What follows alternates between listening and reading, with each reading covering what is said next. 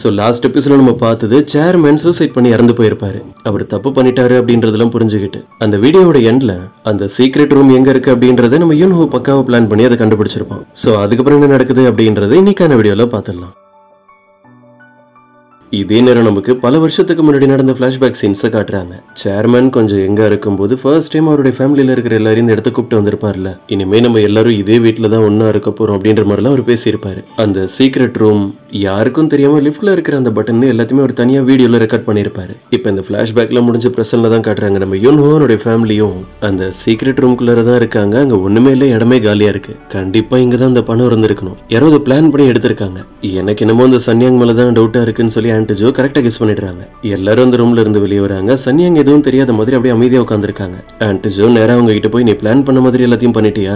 என்னோட அப்பா இறந்ததுக்கு நீ தான் காரணமா இருப்ப. கடைசியில நீ ஆசைப்பட்ட மாதிரி உனக்கு பணமும் கிடைச்சிருச்சு. இப்பதான் குயின்ஸ் குரூப்போட கண்ட்ரோல்ல எங்க கிட்ட வந்துருச்சுல, நீ இந்த வீட்டை விட்டு வெளியே போன்னு சொல்றாங்க. பதிலுக்கு அந்த சன்யாங், நான் எதுக்காக வெளியே போகணும்? நான் ஏதாவது தப்பு பண்ணி நீங்க அதை கண்டுபிடிச்சிட்டீங்களா என்ன? சேர்மேன் அவருடைய ஃபேமிலியில நானும் ஒரு பர்சன் மென்ஷன் பண்ணிருக்காரு. இப்படி எல்லாம் ரூல்ஸ் படி என்னென்னமோ பேசி சமாளிச்சுட்டு இருக்காங்க. இன்னொரு பக்கம் நம்ம ஹாங் சேர்மேனோட ரூம்ல ஒரு பெண் வச்சுட்டு போயிருப்பாங்கல்ல, அதுல இருக்க ஆடியோ ரெக்கார்டிங்க கேக்குறாங்க. ஹாங், எனக்கு இந்த பெண் ஞாபகம் இருக்கு. நான் உங்ககிட்ட நிறைய பேசணும்னு நினைச்சேன். ஆனா நிறைய டைம் என்ன சுத்தி என்ன நடந்துட்டு இருக்கு அப்படின்ற விஷயம் எனக்கு ஞாபகமும் இல்ல. அதை நான் மறந்துடுறேன். நம்ம ஃபேமிலியில இருக்கிற எல்லார்கிட்டயுமே நான் பேசணும்னு ஆசைப்பட்டேன். ஆனா இப்ப கடைசியில இந்த ஆடியோ தான் ரெக்கார்ட் பண்ண முடியுது. எனக்கு ஞாபகம் இருக்கிறத மட்டும் நான் சொல்றேன். என் லைஃப்ல இப்ப நான் ரொம்ப கஷ்டப்பட்டுட்டு இருக்கேன். என் வாழ்க்கை ஃபுல்லா பணம் ப்ராப்பர்ட்டி எல்லாம் சம்பாதிக்கிறதுல என்னுடைய டைம் ஓடிடுச்சு. என்னோட கடைசி நேரத்துல கூட என் ஃபேமிலி கூட டைம் ஸ்பெண்ட் பண்ண முடியாத மாதிரி முடிஞ்சிருச்சு. நீயும் என்ன மாதிரி எப்பவுமே பிசினஸ் பத்தி யோசிச்சுட்டு இருக்காத. நீ உனக்கு பிடிச்சதை மட்டும் உன்னோட லைஃப்ல பண்ணு. எல்லாருமே சந்தோஷமா இருக்கணும்ன்ற மாதிரிலாம் அந்த ஆடியோல பேசி வச்சிருக்காரு. இப்ப நமக்கு சேர்மனோட ஃபியூனரல்ல நடக்கிற விஷயங்களை காட்டுறாங்க. அவரோட உடம்பு அங்க இருக்கிற ஒரு இடத்துல புதைச்சிட்டு எல்லாருமே அவருக்காக ப்ரே பண்ணிட்டு இருக்காங்க. இந்த ஃபியூனரலுக்கு நிறைய பேர் வந்திருக்காங்க. இதுக்கப்புறம் நம்ம ஹாங் யூனோ கிட்ட உட்காந்து தனியா பேசிக்கிட்டு இருக்காங்க. இங்க நடக்கிறதெல்லாம் பார்த்து அடுத்து என்னமோ என்னோட லைஃப்ல நடக்க போறது நான் பாக்குற மாதிரி தோணுது. எல்லாரும் இந்த மாதிரி ஃபியூனரலுக்குலாம் வந்து இங்க இருந்து போற வரைக்கும் தான் அவங்க ஃபீல் பண்றது ப்ரே பண்றது எல்லாமே இருக்கும். அதுக்கப்புறம் அவங்க எல்லாத்தையுமே மறந்துட்டு அவங்களோட வேலையை பார்க்க ஆரம்பிச்சிருவாங்க. என்னோட டைமும் முடிய போகுது. ஒருவேளை நான் இறந்துட்டா என் ஃபேமிலியில இருக்கிறவங்கள அழுதுட்டு கஷ்டப்பட்டு இருக்கிறது எனக்கு பிடிக்கல. உண்மை என்னன்னா என்னுடைய பிரச்சனையை சரி பண்ணிட்டு ஒரு நிம்மதியான லைஃப் வாழணும்னு ஆசைப்படுறேன். இப்படி அவங்க ஃபீல் பண்ணி பேசிட்டு இருக்கிறத கேட்டு நம்ம யூனோட கண்ணும் கலங்கிடுது. இருந்தாலும் ஹாங்க சமாதானப்படுத்துற மாதிரி அவங்களுடைய கையை பிடிச்சிட்டு பேசிட்டு இருக்கான். இப்ப அப்படியே கட் பண்ண அந்த யோன்ஸ் அவங்க கூப்பிட்டுட்டு சன்யாங் ஒரு இடத்துக்கு வந்திருக்காங்க. எங்கன்னு பார்த்தா அந்த சீக்ரெட் ரூம்ல இருந்த பணத்தை எல்லாத்தையுமே எடுத்துட்டு வந்து இவங்க வேற ஒரு இடத்துல வச்சிருக்காங்க சேஃபா. யோன்ஸ் அங்கே ஆச்சரியமா இருக்கு. இது எப்படி நீங்க கண்டுபிடிச்சீங்கன்னு கேட்க இப்ப நமக்கு பிளாஷ்பேக்ல நடந்ததை காட்டுறாங்க. சன்யாங் என்ன பண்ணிருப்பாங்க, சேர்மன் ரெக்கார்ட் பண்ணி வச்சிருந்த பழைய வீடியோ ஃபுட்டேஜ் எல்லாத்தையுமே பார்த்திருப்பாங்க. அவருடைய ஃபேமிலியில இருக்கிறவங்க கண்டுபிடிக்கணும் அப்படின்றதுக்காக அந்த சீக்ரெட் ரூமோட டீடைல்ஸ் எல்லாம் அதுல பேசி வச்சிருக்காரு. கடைசியில இப்ப இந்த பணம் எல்லாமே சன்யாங் கிட்ட கிடைச்சிருச்சு. குயின்ஸ் டிபார்ட்மெண்டோட கண்ட்ரோல் அவங்க கிட்ட இருந்து போனாலும் சரி, இப்ப இவ்வளவு அதிகமான பணம் அவங்களுக்கு கிடைச்சிருச்சு. இதே நேரம் நம்ம யூன்ஹோட அப்பாவை காட்டுறாங்க. அவர் டே கிட்ட நடந்ததெல்லாம் ஃபீல் பண்ணி சொல்லிட்டு இருக்காரு. ஹாங் அவங்களுடைய ஃபேமிலியை சேர்ந்தவங்களும் ரொம்ப கஷ்டப்பட்டு இருக்காங்க. இந்த நிலைமையெல்லாம் சீக்கிரமே சரியாகணும் அப்படின்னு. உடனே டேயும் அந்த இடத்துல உட்காந்து அவனுடைய அப்பாவுக்கு புரியுற மாதிரி எல்லாத்தையுமே தெளிவா எக்ஸ்பிளைன் பண்ணிட்டு இருக்கான். இந்த யோன்சாங் இருக்கானே, அவன் குயின்ஸ் டிபார்ட்மெண்ட்ல இருக்க 59% ஷேர் வாங்கி வச்சிருக்கான். ஆனா இப்போ ஹாங்கோட ஃபேமிலியை சேர்ந்தவங்களுக்கு எல்லாமே திரும்ப கிடைச்சதுனால அந்த யோன்சாங் கிட்ட இப்ப 38% ஷேர் இருக்கு. ஹாங் ஃபேமிலியை சேர்ந்தவங்க கிட்ட 35. அவனை விட எப்படியாவது அதிகமா ஒரு 3% ஷேர் அவங்க வாங்கிட்டாங்கன்னா போதும். இப்படி எல்லாம் அவருக்கு தெரியாத விஷயங்களை டே தெளிவா பேசிட்டு இருக்கிறத பார்த்துட்டு அவருக்கே ஆச்சரியமா இருக்கு. நம்ம பையன் இவ்வளவு ஸ்மார்ட்டா இத்தனை வருஷமா நமக்கு இது தெரியாம போயிடுச்சே அப்படின்னு. இப்ப ரொம்ப நேரத்துக்கு அப்புறம் காட்டுறாங்க, நம்ம யூன்ஹோக்கு அந்த ஜெர்மனி ஹாஸ்பிட்டல்ல இருந்து கால் வந்திருக்கு. ஹாங்கோட பிரச்சனையை சால்வ் பண்றதுக்கு இப்ப எங்க கிட்ட ஒரு வழி இருக்கு. பிரெயின் சர்ஜரி பண்றதுலாம் ரொம்ப ரிஸ்கான விஷயம். அதனால நாங்க என்ன முடிவு பண்ணிருக்கோம், அவங்க தலையில இருக்க அந்த டியூமர் செல்ஸ் மட்டும் இல்லாத மாதிரி பண்ணிடணும். இதை கேட்டதும் நம்ம யூனோ ரொம்ப சந்தோஷமா இருக்கான். ஆனா அதுக்கப்புறம் தான் டாக்டர் சொல்றாங்க, இப்படி பண்றதுனால ஒரே ஒரு சைடு எஃபெக்ட் இருக்கு. அவங்க சொல்றது கேட்டு நம்ம யூனோ ஷாக் ஆயிடுறான். அது என்னன்றது நமக்கு இன்னும் கிளியரா சொல்லல. வீட்டுக்கு வந்ததும் அவனுடைய அப்பா கிட்டயும் ஹாங்கோட அப்பா கிட்டயும் அவன் போன்ல பேசினதெல்லாம் சொல்றான். எனக்கு ஜெர்மனில இருந்து கால் வந்தது, ஹாங்கோட பிரச்சனையை சரி பண்ணிடலாம்னு சொல்லியிருக்காங்க. இதோட சைடு எஃபெக்ட் ஒன்னு இருக்கு. ஹாங் எல்லா விஷயத்தையுமே மறந்து போயிடுவான்னு சொல்லியிருந்தாங்க. இதை கேட்டதும் இவங்க ரெண்டு பேருக்கும் சந்தோஷப்படுறதா இல்ல எப்படி ரியாக்ட் பண்றதுனே தெரியல. அதுக்கப்புறம் நைட்டு வீட்டுல இருக்கிற எல்லார்கிட்டயுமே இந்த விஷயத்தை பத்தி சொல்றாங்க. ஆனா அந்த சைடு எஃபெக்ட் ஒரு வேலை அப்படி ஏதாவது வந்தா ஹாங் எல்லா விஷயத்தையும் மறந்துடுவாங்க அப்படின்றது மட்டும் சொல்லாம இருக்காங்க. ஹாங்க்கு ட்ரீட்மெண்ட் நடக்க போகுது அப்படின்றத கேள்விப்பட்டதும் எல்லாருமே அவ்வளவு சந்தோஷமா இருக்காங்க. அதுக்கப்புறம் நம்ம யூன்ஹோ தனியா அவனோட ரூம்ல உட்காந்துருக்கா. அந்த இடத்துக்கு ஹாங் வந்து, உண்மையாவே ஜெர்மனில இருந்து உனக்கு இன்ஃபர்மேஷன் கிடைச்சதா? உனக்கு கால் பண்ணாங்களா இல்ல மெயில் ஏதாவது சென்ட் பண்ணாங்களா? எதுக்காக கேட்கறேன்னா, ஆல்ரெடி நான் இப்படிதானே ஒரு டைம் போயிருந்தேன். ட்ரீட்மெண்ட் எல்லாம் பண்றதா சொல்லிட்டு கடைசி நேரத்துல மாத்தி பேசினாங்களா, அதுக்குதான். பதிலுக்கு நம்ம யூன்ஹோ இல்ல இந்த டைம் உண்மையாவே சொல்லியிருக்காங்க. இப்படி அவன் சொல்றது கேட்டதும் ஹாங்க்கு ரொம்ப சந்தோஷமா இருக்கு. போய் திரும்ப திரும்ப வந்து அவங்க கிட்ட அதை பத்தியே தான் கேட்டுட்டு இருக்காங்க. நம்ம ஜெர்மனிக்கு எந்த டேட்ல போகணும் அப்படின்றத பத்தி அவங்க ஏதாவது சொன்னாங்களா இல்லையா? பதிலுக்கு நம்ம யூன்ஹோ இல்ல டேட் தந்திருக்காங்க, அடுத்த வாரம் நம்ம போகணும். ஆக்சுவலா நம்ம ஹாங் தொடர்ந்து இப்படியே பேசிக்கிட்டு இருக்கிறதெல்லாம் பார்த்து நம்ம யூன்ஹோக்கு புரிஞ்சிருது. அவங்க ரொம்ப எக்ஸைட்டடா இருக்காங்க. ட்ரீட்மெண்ட் சரியா முடிஞ்சிருச்சுன்னா அவங்க ஆசைப்பட்ட மாதிரியே யூன்ஹோ கூட ஒரு நிம்மதியான லைஃப் அவங்களுக்கு கிடைக்கும் அப்படின்னு. யூன்ஹோ என்ன பண்றான், அந்த சைடு எஃபெக்ட் வர்றதுக்கு சான்ஸ் இருக்கு அப்படின்றத ஹாங் கிட்ட சொல்லாம மறைக்கிறான். ஏன்னா நம்ம யூன்ஹோ இந்த விஷயத்தை பத்தி பேசும்போது ஹாங்கோட அப்பா தான் அவங்க கிட்ட சொல்லியிருப்பாரு, இப்படி பண்றதுனால மொத்தமா மெமரி லாஸ் ஆகிறதுக்கு வாய்ப்பு இருக்குன்னு தெரிஞ்சா ஹாங் கண்டிப்பா அந்த ட்ரீட்மெண்ட்டே வேணான்னு சொல்லுவா. அதனால இப்போதைக்கு அவகிட்ட இந்த விஷயத்தை பத்தி எதுவும் சொல்லாதுன்னு சொல்லியிருப்பாரு. எல்லாத்தையும் பேசி முடிச்சுட்டு ஹாங் அங்க இருந்து வெளியே போனதும் திடீர்னு அழுதுகிட்டு இருக்கிற மாதிரி சத்தம் கேக்குது. இவனும் என்னாச்சுன்னு ஓடி போய் பார்த்தா பதிலுக்கு ஹாங்க, இல்ல நான் இப்ப அழுதுட்டு இருக்கிறது ஒன்னும் சோகமா இருக்கன்னு அர்த்தம் இல்ல, நான் என் லைஃப்ல இந்த அளவுக்கு எதுக்குமே சந்தோஷப்பட்டது இல்லைன்னு தோணுது, ஏதோ ஒரு மோசமான ட்ரீம்ல இருந்து திரும்ப என்னுடைய பழைய லைஃப்க்கு வந்துட்டான்னு தோணுது. அதுக்கப்புறம் நம்ம யூன்ஹோ தான் அவங்களை சமாதானப்படுத்தி தூங்க வைக்கிறான். ஹாங்க்கு இருக்க அந்த டியூமர் பிரச்சனை சரியாகிடும், அவங்க லைஃப்ல இதுக்கப்புறம் இந்த பிரச்சனை இல்லைன்னு நினைச்சு அவன் சந்தோஷப்பட்டாலும் ஒருவேளை ஹாங் எல்லாத்தையுமே மறந்துட்டாங்கன்னா என்ன ஆகும்னு யோசிச்சு பார்க்கும்போது எனக்கு ரொம்ப கஷ்டமா இருக்கு.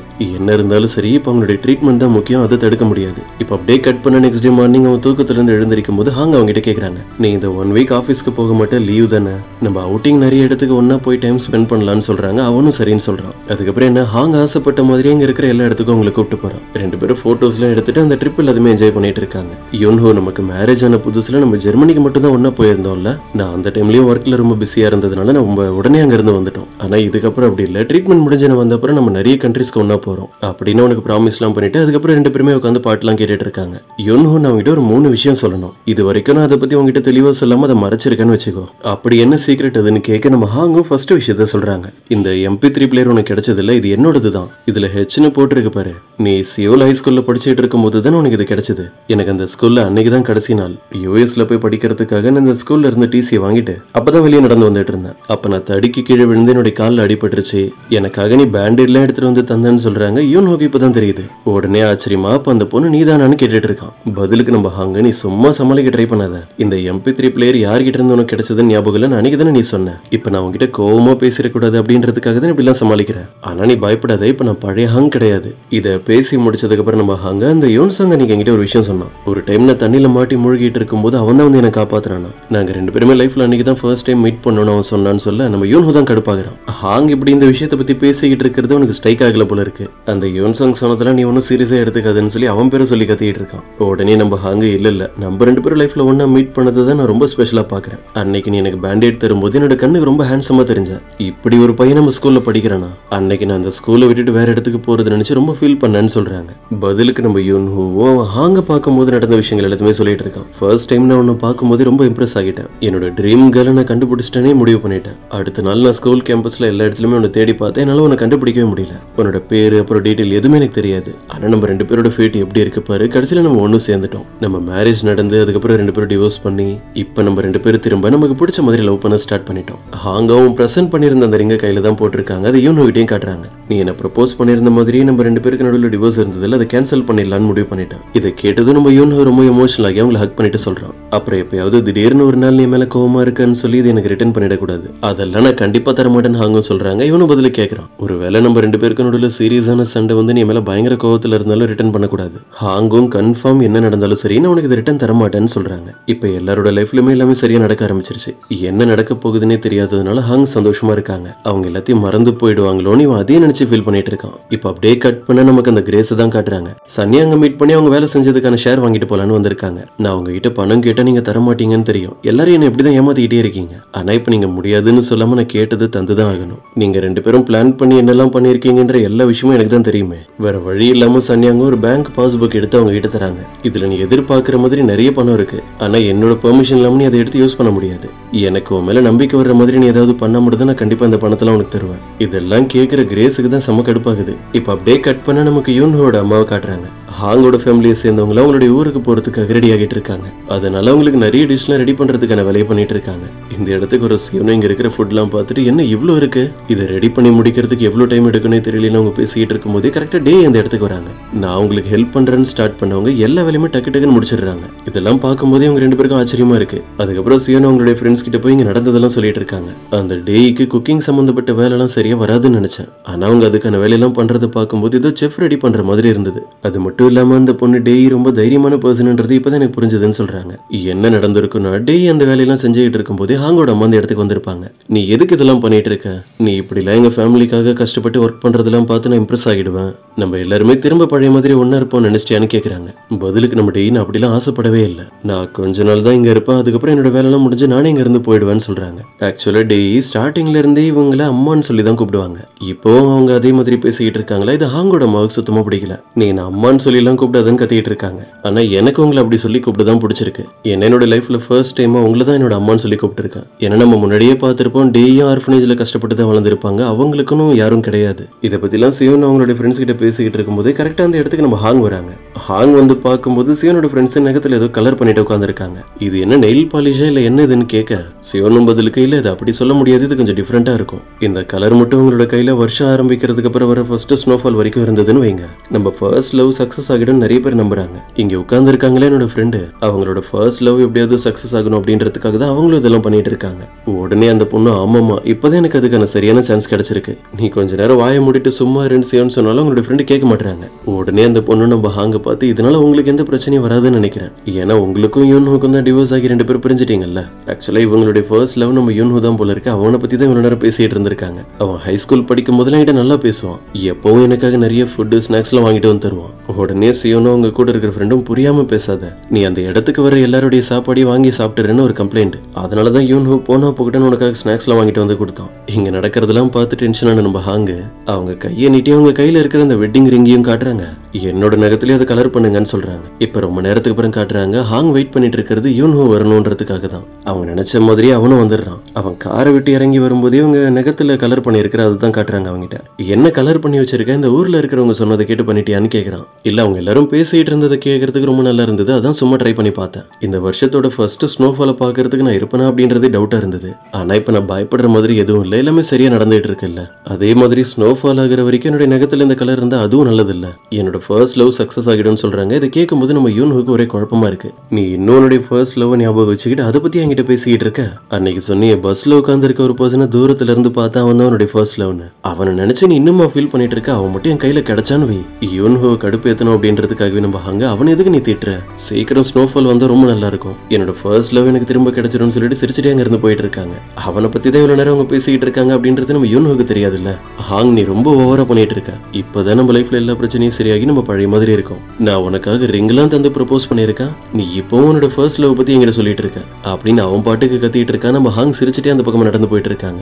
இன்னொரு பக்கம் நமக்கு அந்த யோன்சாங் காட்டுறாங்க. அவனுக்கு ஒரு இன்ஃபர்மேஷன் கிடைச்சிருக்கு. சேர்மனுடைய பெரிய பையன் சேவ் இருக்கான்ல, இப்ப அவன் குயின்ஸ் குரூப்ல இருக்கக்கூடிய ஷேர்ஸ் எல்லாத்தையுமே வாங்க ஆரம்பிச்சிருக்கான். இதுக்கப்புறம் ஹாங்கோட ஃபேமிலியை சேர்ந்தவங்களுடைய பெர்சன்டேஜ் மட்டும் ஷேர்ல அதிகமாகிடுச்சுன்னு வைங்க, சேர்மனா யார் இருக்கணும் அப்படின்றதுல அவங்க ஓட்டிங் வச்சு முடிவு பண்றதுதான் நடக்கும். அது மட்டும் இல்லாம அந்த சீக்ரெட் ஃபண்ட்ல இருந்து யோன்சாங்க்கு பணம் கிடைச்சது இல்ல, அது யாருக்கும் தெரிஞ்சிடக்கூடாது அப்படின்றதுனால ஏதோ ஒரு பேப்பர் கம்பெனி மேல அந்த பணத்தெல்லாம் கட்டியிருக்கான். இன்னொரு பக்கம் நம்ம யூன்ஹோனோட டீம் கூட உட்காந்து மீட்டிங் போட்டுட்டு இருக்கான். கண்டிப்பா அந்த யோன்சாங் நம்ம அந்த பணத்தை கண்டுபிடிச்சிடக்கூடாதுன்னு சொல்லி சேஃபா எங்கேயாவது வச்சிருப்பான். அவன் அந்த பணத்தை யூஸ் பண்ணி ஷேர்ஸ்ல வாங்குறதுக்கு முன்னாடியே நம்ம அந்த பணத்தை கண்டுபிடிச்சாகணும். இதே நேரம் நமக்கு ஒரு ஆள் இறந்து போய் டெட் பாடியா இருக்கிறத காட்டுறாங்க. இது வேற யாரும் இல்ல, அந்த கான்ட்ராக்டர் தான். அந்த யோன்சாங் தான் அவனை சாகடிச்சு நம்ம யூன்ஹோ இந்த கேஸ்ல மாட்டி விடணும்ன்றதுக்காக பிளான் பண்ணி வச்சிருக்கான். இப்ப அப்படியே கட் பண்ண நமக்கு அந்த கிரேஸ் தான் காட்டுறாங்க. சன்யாங் கிட்ட இருந்து தான் பணம் கிடைக்க போகுது, அதனால அவங்க பேச்சு கேட்டு நடக்க ஆரம்பிச்சிட்டாங்க.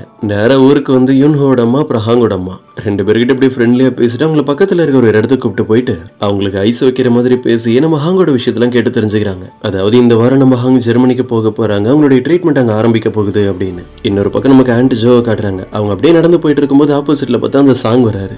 இவங்கள உடனே ஹேர் ஸ்டைல்லாம் சரி பண்ணிட்டு அவர்கிட்ட பேசுறதுக்காக வராங்க. இவங்க ஆரம்பிக்கிறதுக்கு முன்னாடியே அந்த சாங் அவங்க கிட்ட சில முக்கியமான விஷயம் பேசணும், இன்னைக்கு நைட்டு நம்ம மீட் பண்ணலாம்னு சொல்லியிருக்காரு. ஆண்ட் ஜோவும் பக்காவா ரெடியாகி உட்காந்துருக்காங்க. சாங் அவங்களை ப்ரப்போஸ் பண்றதுக்காக தான் வந்திருக்காரு போல இருக்குன்னு தப்பா நினைச்சுக்கிறாங்க. ஆனா அவர் அதுக்காக வரல. சாங் நீங்க எதுக்கு என்ன இடத்துல வெயிட் பண்ண சொல்லியிருந்தீங்கன்னு புரியுது, நான் இந்த ஊர்லயே கடைசி வரைக்கும் இருக்க போறது இல்லை, எங்களுடைய பிரச்சனை எல்லாம் சரியாகிடுச்சு, நான் சிட்டிக்கு போயிடுவேன். முக்கியமான விஷயம் நான் எந்த அளவுக்கு ரிச்சான பர்சன் அப்படின்றது உங்களுக்கு தெரியாது. இதுக்கு முன்னாடி எனக்கு பிடிக்காத 3 பர்சன்ஸ் கூட மேரேஜ் ஆகி கடைசியில் எனக்கு டிவோர்ஸும் ஆகிருக்கு. இப்படி அவங்க பாட்டுக்கு தொண பேசிட்டு இருக்காங்க. சாங் அவங்க கிட்ட ஒரு லெட்டர் எடுத்து தராரு. இது நீங்க நினைக்கிற மாதிரி உங்களை ப்ரப்போஸ் பண்றதுக்கான லெட்டர்லாம் ஒன்றும் கிடையாது. உங்க அப்பா இறந்துட்டாருல, அவருடைய பேருக்கு நான் ஃபியூனலுக்காக உங்களுக்கு தர பணம் இது. இதை கேட்டுதான் ஆன்டிஜோ ரொம்ப எமோஷனல் ஆகி அழ ஆரம்பிச்சிடுறாங்க. சாங் அவங்களை சமாதானப்படுத்திட்டு அவருடைய அம்மா ஒரு கர்ச்சீஃப் தந்திருப்பாங்கல்ல, அதை ஆண்ட் ஜோ கிட்டே திரும்ப தந்துட்டு அங்க இருந்து போயிடுறாரு. இப்ப நைட்டு தூங்க போறதுக்கு முன்னாடி நம்ம ஹாங்கோட ஃபேமிலியை சேர்ந்தவங்க எல்லாருமே ஒரு மீட்டிங் போட்டுட்டு இருக்காங்க. சியோல அவனோட லைஃப்ல இப்பதான் அவன் ஆசைப்படுற விஷயங்கள தைரியமா பேசவே ஆரம்பிச்சிருக்கான். நாளைக்கு நீங்க எல்லாருமே நம்ம வீட்டுக்கு போறீங்கன்னு தெரியும். ஆனா நானும் டேயும் தனியா எங்களோட லைஃபை புதுசா ஒரு இடத்துல ஸ்டார்ட் பண்ணலான்னு இருக்கோம்.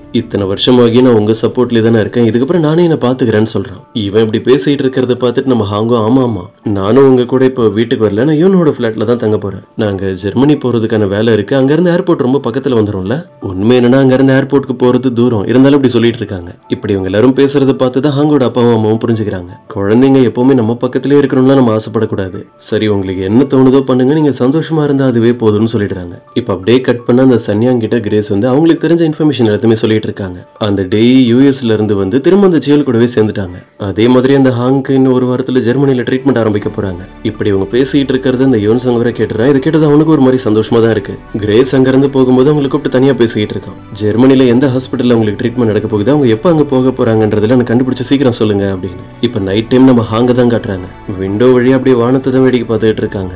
ஹாங்கோட அம்மாவும் அந்த இடத்துக்கு வந்து அவங்க பொண்ணு மேல அவங்க எவ்வளவு பாசமா இருந்தாங்க அப்படின்றதெல்லாம் சொல்லிட்டு இருக்காங்க. நீ பிறந்ததும் நான் ரொம்ப சந்தோஷப்பட்டேன், ஆனா அதுக்கப்புறம் நம்ம ரெண்டு பேரோட லைஃப்ல என்னென்னமோ நடந்து கடைசி வரைக்கும் பேசாமலே போயிட்டோம். இதுக்கப்புறம் அப்படிலாம் நடக்க போறதே இல்லை, நம்ம எப்பவுமே ஒரு ஃபேமிலியா இருக்கலாம்னு சொல்லிட்டு இருக்காங்க. நெக்ஸ்ட் டே மார்னிங் அவங்களுடைய வீட்டுக்கு போறதுக்காக ஹாங் ஃபேமிலி சேர்ந்து எல்லாருமே ரெடி ஆகிட்டு இருக்காங்க. சியோல் திங்ஸ் எல்லாம் பேக் பண்ணிட்டு இருக்கான். ஏன்னா இப்ப அவனும் டேயும் அந்த இடத்துக்கு போக போறது இல்ல. இன்னொரு பக்கம் நம்ம ஹாங் யூனோட பிளாட்டுக்கு போறதுக்காக ரெடி ஆகிட்டு இருக்காங்க. அவனோட அம்மாவும் அவனை ஹக் பண்ணி பேசிட்டு இருக்காங்க. நீ எதுக்கும் கவலைப்படாத, எல்லாமே சரியாகிடும். இப்ப ரொம்ப நேரத்துக்கு அப்புறம் காட்டுறாங்க அபார்ட்மெண்ட்டுக்கு போறதுக்காக ரெண்டு பேருமே லிஃப்ட்டுக்கு வெளியே வெயிட் பண்ணிட்டு இருக்காங்க. அப்ப அந்த பக்கமா நடந்து வர்ற ஒரு ஆன்ட்டி நம்ம யூனோவை பார்த்துட்டு அபார்ட்மெண்ட்ல 11th ஃப்ளோர்ல தங்கி இருக்கிற அந்த பேச்சுலர் நீங்க தானே அப்படின்னு அவங்க பேசிட்டு இருக்காங்களா. உடனே நம்ம ஹாங் அவங்க கிட்ட வந்து க்ளோஸா நின்னு, நீங்க சொன்னதெல்லாம் கரெக்ட் தான், ஆனா இவர் பேச்சுலர்லாம் கிடையாது, இவரோட ஒய்ஃப் நான் தான், எங்க ரெண்டு பேருக்குமே மேரேஜ் ஆகிடுச்சு. அந்த ஆன்ட்டி உங்களை பார்த்து உங்களுக்கு இப்பதான் புதுசா மேரேஜ் ஆகிருக்கா, நீங்க ரெண்டு பேருமே ஒரு பெர்ஃபெக்டான கப்பல்னு உங்களை பாராட்டி பேசிட்டு இருக்காங்க.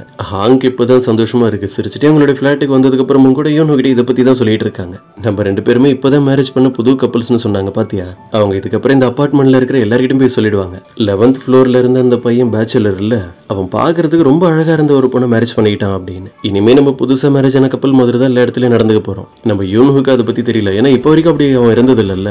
ஹாங்கும் ஒவ்வொரு விஷயமா எல்லாத்தையுமே எக்ஸ்பிளைன் பண்ண ஆரம்பிக்கிறாங்க. வீட்டுல ஏதாவது ஒர்க் பண்ணாலும் சரி, ரெண்டு பேரும் ஒன்னா கையை பிடிச்சிக்கிட்டே வேலை செய்யறது, ஒன்னா உட்காந்து சாப்பிடும் போதெல்லாம் காலை டச் பண்றது, இப்படி அவங்க ஆசைப்படுறதெல்லாம் சொல்லிட்டு இருக்காங்க. இப்ப அப்படியே கட் பண்ண நம்ம ஹாங் ஆசைப்பட்ட மாதிரி எல்லா விஷயமும் நடக்க ஆரம்பிச்சிருச்சு. யூனு கூட சந்தோஷமா ஒரு தியேட்டருக்கு போய் மூவி பாக்குறது, ஸ்டூடியோவுக்கு போய் ரெண்டு பேரும் நிறைய போட்டோஸ்லாம் எடுத்து வச்சுக்கிறாங்க. அப்படியே ஹாங் அவுட்டிங்க்கு இவங்க கூட ஒரு இடத்துக்கு வெளியே போயிருக்காங்க. அப்படியே அவங்களோட வாய்ஸ் ஓவர்ல சொல்ல ஆரம்பிக்கிறாங்க. லைஃப்ல பிரச்சனை வர்றது போறது அது எல்லாமே எப்பவுமே நடந்துட்டு இருக்கிற ஒரு விஷயம் தான். ஆனா நம்ம எப்பவுமே ஹாப்பியான மெமரிஸ் மட்டும் தான் ஞாபகம் வச்சு சந்தோஷப்படணும். எப்படி நமக்கு பிடிச்ச மாதிரி கேண்டிஸ் எல்லாத்தையுமே நம்ம ஒரு பாட்டில் லாக் பண்ணி வச்சிருக்கோமோ அதே மாதிரி நம்ம யூன்ஹோ அந்த பேஸ்பால் பிராக்டிஸ் பண்றதுக்காக ஒரு இடத்துக்கு போவான்ல, அங்க கூட ஹாங் வந்திருக்காங்க. ஒரு ரிச்சான லைஃப் ஸ்டைல்ல இருக்கும்போது கூட நம்ம ஹாங் இவ்வளவு சந்தோஷமா இருந்தது இல்ல. இங்க ஒண்ணுமே இல்ல, ஜஸ்ட் நம்ம யூன்ஹோ கூட ஒரு பேஸ்பால் தான் பிராக்டிஸ் பண்ணிட்டு இருக்காங்க. ஆனா அவங்க ஆசைப்பட்ட மாதிரி இது அவங்களுக்கு ஒரு ஹாப்பியான மொமெண்ட் தான். இப்ப அப்படியே கட் பண்ண வீட்டுல உட்கார்ந்து இருக்க அந்த சன்யாங்க தான் காட்டுறாங்க. ஹாங்கோட ஃபேமிலியை சேர்ந்தவங்க இப்ப இந்த வீட்டுக்கு வர போறாங்கன்னு தெரியும். ஆனா அவங்க இந்த இடத்துக்கு வந்து ரொம்ப கஷ்டப்பட போறாங்கன்னு வில்லத்தனமா உட்காந்து கிரேஸ் கிட்ட பேசிட்டு இருக்காங்க. சோ இன்னைக்கான வீடியோ இதோட முடியுது.